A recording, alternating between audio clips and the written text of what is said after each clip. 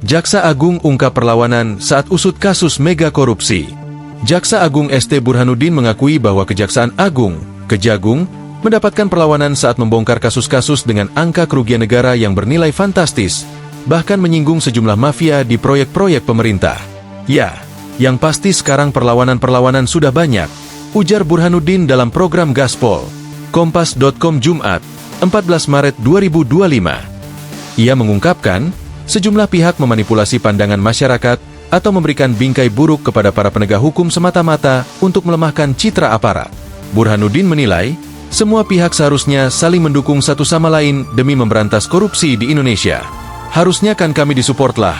Oh ini punya data ini kan enak daripada ngoceh saja gitu dong, kata dia. Burhanuddin berharap, pihak-pihak yang berusaha menjatuhkan citra Kejaksaan Agung bisa segera sadar dan semua pihak bersama-sama menegakkan hukum di Indonesia. Jadi, ayo kita sama-sama sadar diri, kita sama-sama yuk kita tegakkan, kita cintailah negeri ini, ayo berantas korupsi, sama-sama, ujar dia.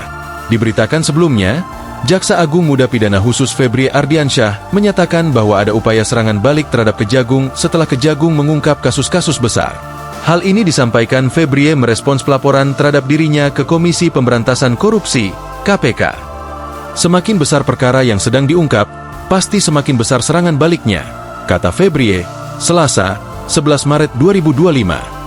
Laporan itu dibuat oleh Koalisi Sipil Masyarakat Anti Korupsi yang terdiri dari Indonesia Police Watch, IPW, Koalisi Sipil Selamatkan Tambang, KSST, Masyarakat Anti Korupsi Indonesia, MAKI, dan Tim Pembela Demokrasi Indonesia.